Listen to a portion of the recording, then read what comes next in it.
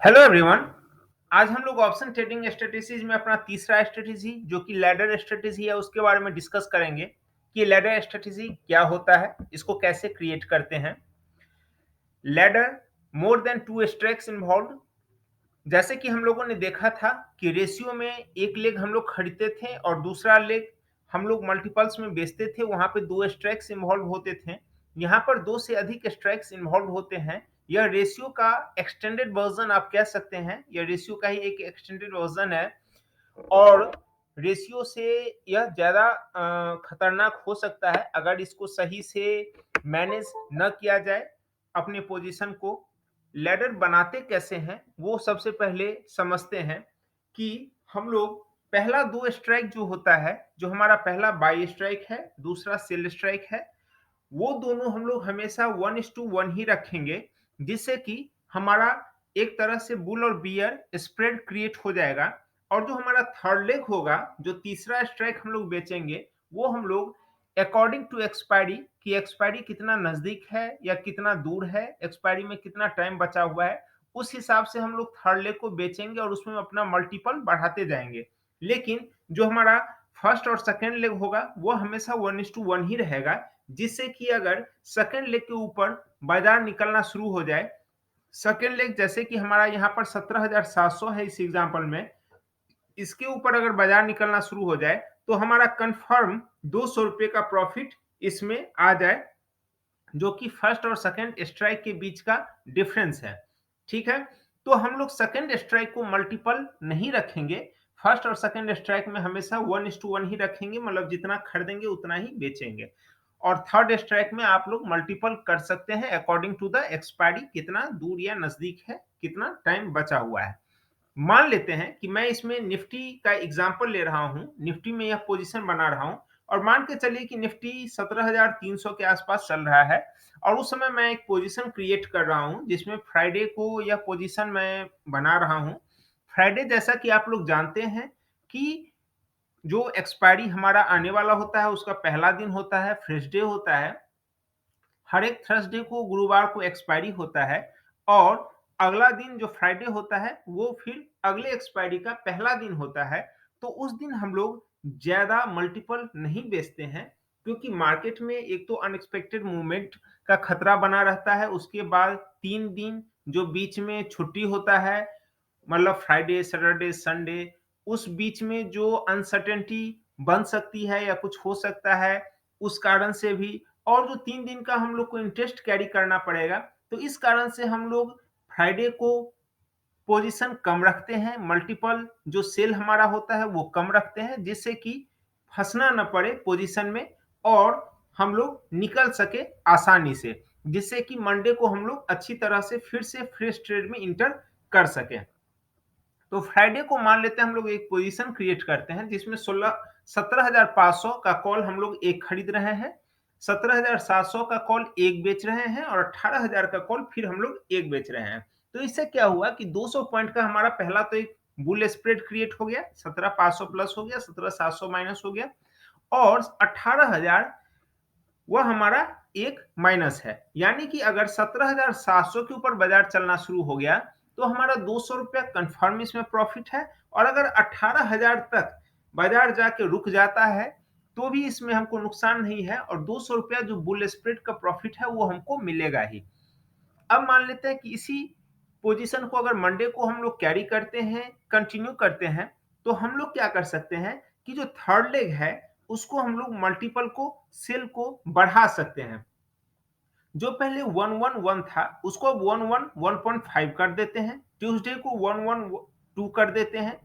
इस तरह से हम लोग थर्ड लेग का जो मल्टीपल सेल है उसको बढ़ा सकते हैं अकॉर्डिंग टू द एक्सपायरी जो कि हमारा बचा हुआ है। अब इसे हर केस में यही होगा कि पहला और दूसरा लेग का जो डिफरेंस होगा, जो कि यहाँ पे 200 रुपया है, वह मार्केट के ऊपर चलने पर हमको 200 रुपया प्रॉफिट जरूर आएगा, और अगर 18,000 तक रुक जाता है तो हमको 200 रुपया का प्रॉफिट हर ट्रेड में होगा। एक चीज और ध्यान रखिएगा, we have to decrease the multiples और cut the positions if there is any sharp और adverse movement in the market.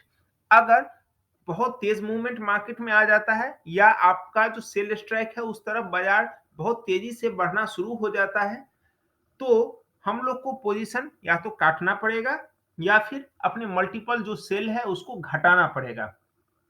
सबसे अच्छा है कि पोजीशन को काट करके निकल जाइए, एग्जिट हो जाइए, क्योंकि मार्केट में अपॉर्चुनिटीज बार-बार आती हैं, मौके बार-बार आपको मिलेंगे। जब मार्केट स्टेबल हो जाए, आप लोग फिर से नए ट्रेड में इंटर करिए। लेकिन अगर कोई अनसर्टेनिटी या बिग मूवमेंट बाजार में आ रहा है, आ गया है, तो अच्छा होगा कि पोजीशन से बाहर निकल जाएँ, ठीक है? अब इसका दूसरा एग्जांपल देखिए कि अगर यही पोजीशन हम लोग पुट में बनाते हैं, सेम वही एग्जांपल है, 17,300 250 जो भी आप मान के चलिए बाजार चल रहा है और हम लोगों ने पुट 17,000 खरीदा, 16,800 का पुट एक बेचा और सेम 16,500 का पुट एक बेचा। तो अगर बाजार नीचे गिर रहा है तो 200 रुपए का प्रॉफिट यहाँ भी कंफर्म है। अगर 16,800 के भी नीचे बाजार चला जाता है तो 200 रुपए हमको मिलेगा ही, जो कि डिफरेंस है फर्स्ट और सेकंड लेग के बीच का। और अगर 16,500 तक बाजार जाके रुक जाता है तो भी हमको 200 रुपए का ही प्रॉफिट मैक्सिमम होगा। इसमें हमको मैक्सिमम जो प्रॉफिट होगा वो 200 रुपए ही होगा, क्योंकि पहला स्ट्राइक 17,000 हमारा बाय है और 16,800 सेल है। अगर 16,500 बाजार बंद होता है तो 17,000 का जो पुट है वो 500 रुपए का हो जाएगा, उसमें हमको 500 रुपया प्रॉफिट आएगा। और 16,800 का जो पुट है उसमें हमको 200 रुपए का नुकसान होगा, सॉरी 300 रुपए का नुकसान होगा। तो ओवरऑल हमको 200 का ही प्रॉफिट इस ट्रेड में होना है, ठीक है? तो हम लोग हमेशा बाय और सेल स्ट्राइक जो है उसके बीच में जो मल्टीपल है उसको नहीं बढ़ाएंगे, वह 1:1 ही रहेगा। और जो हमारा थर्ड लेग है, सबसे अंतिम लेग है, दूर का लेग है, उसको हम लोग एक्सपायरी के हिसाब से इंक्रीज और डिक्रीज कर सकते हैं। सेम वही बात है कि अगर कोई शार्प मूवमेंट आ जाए तो आपको पोजीशन से एग्जिट हो जाना चाहिए या अपनी पोजीशन को सेफ कर लेना चाहिए। अब यही एग्जांपल हम बैंक निफ्टी में दे रहे हैं कि अगर बैंक निफ्टी में मान लेते हैं कि अभी शायद 38,000 चल रहा है बैंक निफ्टी मान लीजिए, और हम लोग पोजीशन क्रिएट कर रहे हैं, 40,000 का कॉल एक खरीद रहे हैं, 40,500 एक बेच रहे हैं और 41,000 एक बेच रहे हैं। यह फ्राइडे का ट्रेड है। और उसके बाद जैसे-जैसे दिन बीतते जाएगा, हम लोग मल्टीपल्स को इंक्रीज करते जाएँगे। चूँकि बैंक निफ्टी में बहुत ही शार्प मूवमेंट होता है, एक चीज़ आप लोग ध्यान रखें कि जिसका जितना ही ज़्यादा वैल्यू होगा, उसमें उतना ही तेज़ी से मूवमेंट आएगा, ठीक है? निफ्टी 17,000 चल रहा है, बैंक निफ्टी 38,000 चल रहा है, उससे करीब सवा 2 गुना ज़्यादा चल रहा है, तो मूवमेंट भी उसी तरह से आएगा।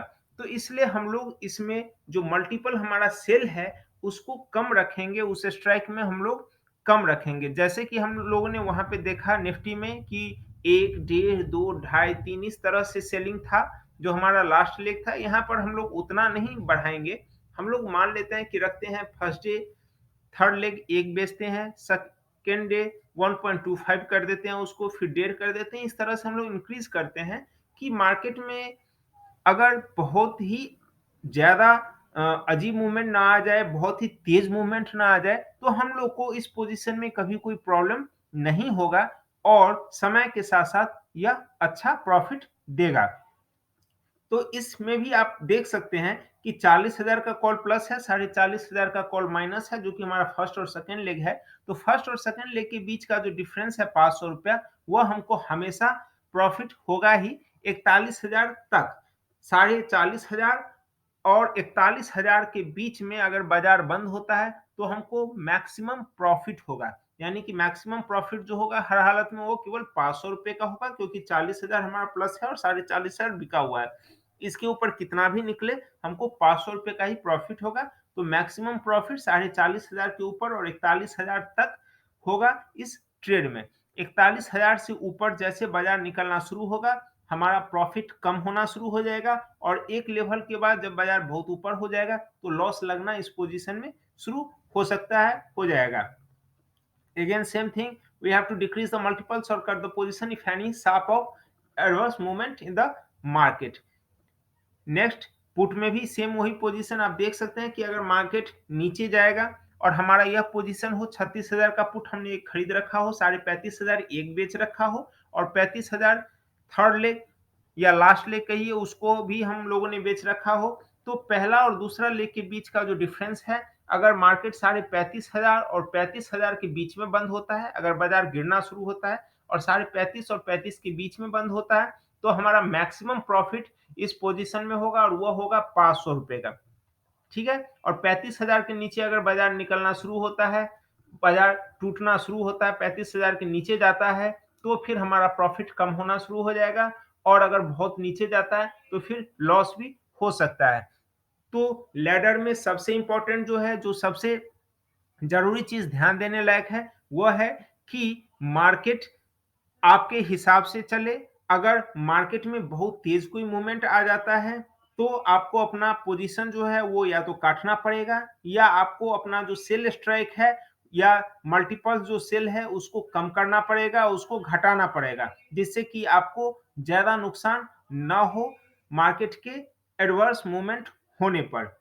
ठीक है, लैडर में चूंकि ये रेशियो का एक्सटेंडेड वर्जन है, तो लैडर में चूंकि हमारा दो से अधिक लेग बिका हुआ होता है और मल्टीपल्स जो सेल स्ट्राइक है वो ज्यादा होता है, इसलिए हम लोग को यह ध्यान रखना होता है कि मार्केट में अगर कोई बहुत बड़ा मूवमेंट आ जाता है तो उससे हमारा जो सेल स्ट्राइक है वो बहुत ज्यादा इफेक्टेड ना हो और उससे हमको ज्यादा नुकसान ना हो। इसलिए हम लोग लैडर में जितना हो सके थर्ड लेग को दूर रखें और फर्स्ट और सेकेंड लेग जो है वो हमारा बुल या बियर स्प्रेड ही होना चाहिए, यानी कि 1:1 ही होना चाहिए, जो जितना प्लस हो उतना ही माइनस हो पहला और दूसरा लेग, जिससे कि अगर मार्केट उस तरफ चलता है तो उसके बीच का जो डिफरेंस है वो पूरा का पूरा हम लोग को प्रॉफिट हो सके, हम लोग को उसका फायदा मिल सके। और लैडर में सबसे ज्यादा जो प्रॉफिट आएगा वो आएगा मार्केट के रेंज बाउंड रहने से, या मार्केट आराम से धीरे धीरे भी उस तरफ अगर चलता है जो आपका बिका हुआ है, तो टाइम के साथ साथ थीटा वैल्यू या टाइम वैल्यू जो होता है वह खत्म होते जाता है, कम होते जाता है और आपको उसका बेनिफिट जरूर मिलेगा। तो रेंज बाउंड मार्केट या धीरे धीरे अगर मार्केट ऊपर या नीचे की तरफ जाता है तो भी आपको कोई इसमें प्रॉब्लम नहीं होगा। बस केवल बच के रहना है, अगर मार्केट में शार्प मूवमेंट आता है तो पोजीशन से एग्जिट हो जाइए या अपने सेल स्ट्राइक्स को मल्टीपल्स को कम कर दीजिए या दूर कर दीजिए मार्केट से। ठीक है, तो आज के वीडियो में बस इतना ही। अगली वीडियो में हम लोग फिर एक नया स्ट्रेटेजी डिस्कस करेंगे। वीडियोस को प्लीज देखिए, चैनल को प्लीज सब्सक्राइब कीजिए और लाइक कीजिए। मिलते हैं अगले वीडियो में। Thank you.